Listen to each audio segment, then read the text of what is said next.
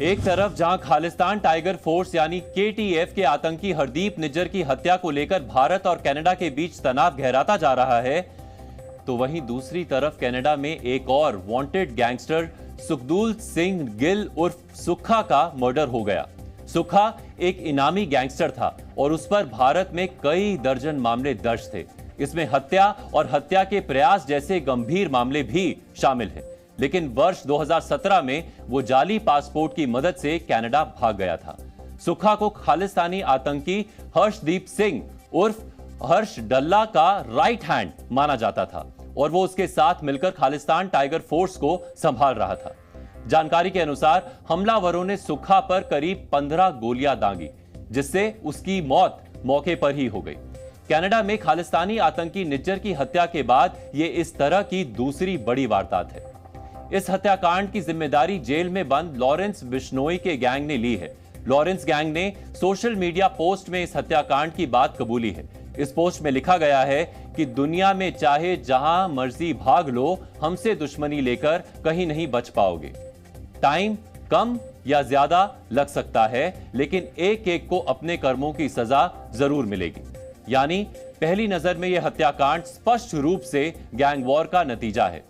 इससे पहले आतंकी हरदीप निज्जर हत्याकांड में भी गैंग वॉर की ही आशंका जताई गई थी, लेकिन कनाडा के प्रधानमंत्री जस्टिन ट्रूडो ने उसे एक अलग ही रंग दे दिया और उन्होंने अपनी नाकामी का ठिकरा भारत पर फोड़ने की कोशिश की। वैसे सच्चाई यह है कि आज कनाडा खालिस्तानियों के लिए सेफ लैंड बन चुका है। आज भारत पर आरोप लगाने से पहले जस्टिन ट्रूडो को अपने गिरेबान में झांककर भी देख लेना चाहिए, क्योंकि बीते 5 वर्षों में भारत ने कनाडा से ऐसे आतंकियों और अपराधियों को सौंपने के लिए कई बार अपील की है, लेकिन कनाडा की ट्रूडो सरकार ने एक्शन लेना तो दूर, बल्कि उनकी सुख सुविधा के पूरे इंतजाम कर दिए हैं।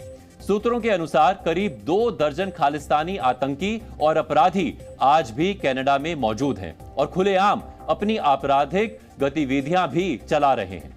इसमें खालिस्तानी आतंकी गुरपतवंत सिंह पन्नू के अलावा सिद्धू मूसेवाला मर्डर का मास्टरमाइंड गोल्डी बराड़, लखबीर सिंह उर्फ लांडा, चरणजीत सिंह उर्फ रिंकू रंधावा, अर्शदीप सिंह उर्फ अर्श ढल्ला और रमनदीप सिंह उर्फ रमन जज जैसे गैंगस्टर्स ने कनाडा में पनाह ले रखी है। इसके अलावा एनआईए की वांटेड लिस्ट में शामिल गुरविंदर सिंह, सनोवर ढिल्लन, सतवीर सिंह वॉरिंग जैसे बड़े अपराधी भी कनाडा में ही छिपे हुए हैं। एनआईए की इस रिपोर्ट में सुखदूल सिंह उर्फ सुक्खा दुनुके का भी नाम था। सुक्खा पर 30 से ज्यादा मामले दर्ज थे, फिर भी ट्रूडो सरकार ने उसे भारत को सौंपने से मना कर दिया था। हालांकि आज आपसी गैंग वॉर में उसकी हत्या हो गई है। सिर्फ कनाडा ही नहीं, एनआईए ने अब अमेरिका के सैन फ्रांसिस्को में भारतीय वाणिज्य दूतावास पर हुए हमलों से जुड़ी जानकारी मांगी है। यह हमला मार्च 2023 में हुआ था और अब एनआईए ने इस हमले से जुड़े 10 वांटेड अपराधियों की तस्वीर जारी की है और लोगों से इस बारे में जानकारी मुहैया करवाने को कहा है। एनआईए के बयान के मुताबिक सैन फ्रांसिस्को में वाणिज्य दूतावास पर 18-19 मार्च को हमला हुआ था। तब कुछ खालिस्तान समर्थकों ने भारतीय कॉन्सुलेट में आग लगाने की कोशिश भी की थी। इस मामले की जांच के लिए एनआईए की टीम सैन फ्रांसिस्को भी गई थी। आज अगर हम आपसे पूछें कि कनाडा जाने का सबसे अच्छा तरीका क्या है, तो आप में से ज्यादातर लोग पासपोर्ट और वीजा लेने की बात कहेंगे। लेकिन आज हम कनाडा जाने का सबसे बेस्ट तरीका बताने वाले हैं, क्योंकि ये वही तरीका है जो आजकल खालिस्तानी आतंकी और अपराधी इस्तेमाल कर रहे हैं। ये तरीका है खुद को खालिस्तानी बताकर कनाडा का शरणार्थी बन जाना। कुछ वक्त पहले हमने डीएनए में ही खालिस्तान समर्थकों की इस मोडस ऑपरेंडी को डिकोड किया था और हैरानी की बात यह है कि इस नीति को कनाडा की सरकार का भी खुला समर्थन प्राप्त है। और हम ये बात ऐसे ही नहीं कह रहे हैं, ये कनाडा के आधिकारिक दस्तावेजों में दर्ज है।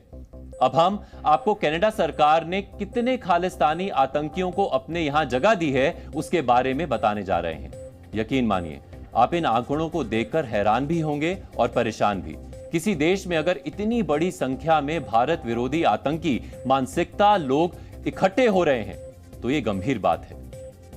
क्योंकि इन्हीं दस्तावेजों में बताया गया है कि वर्ष 2013 से लेकर 2022 तक कनाडा की सरकार ने कुल 1291 खालिस्तानी आतंकियों को अपने देश में शरण दी है।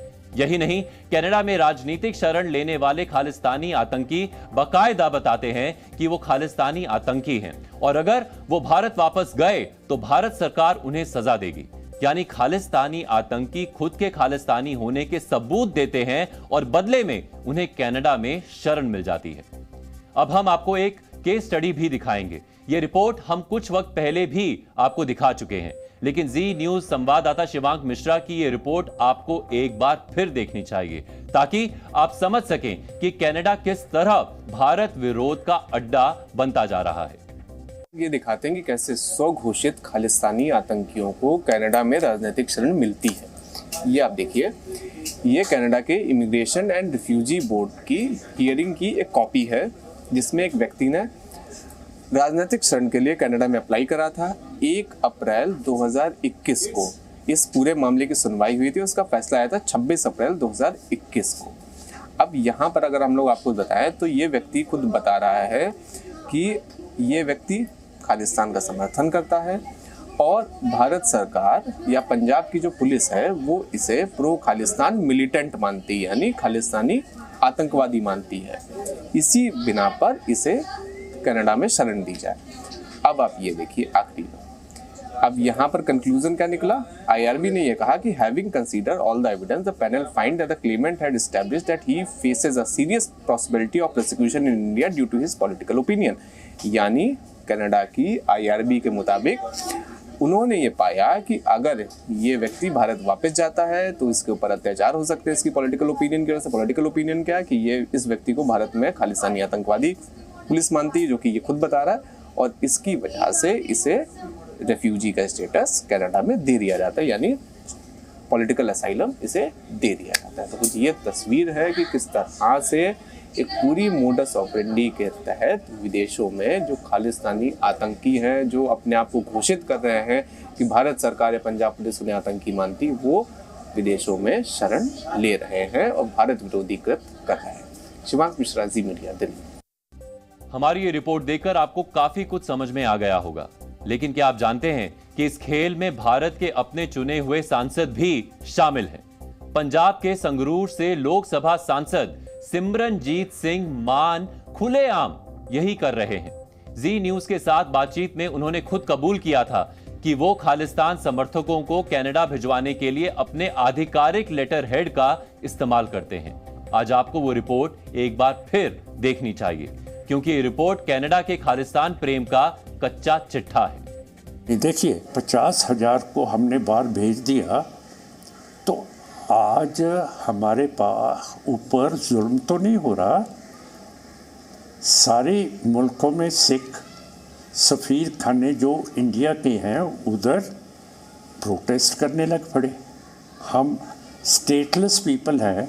अगर हमारे लोग सब इंडियन कमीशन के आगे इंग्लैंड में, फ्रांस में, बेल्जियम में, यूरोपियन यूनियन के सामने, ऑस्ट्रेलिया में, अमेरिका में, कनाडा में प्रदर्शन कर रहे हैं तो हम इधर जी रहे हैं।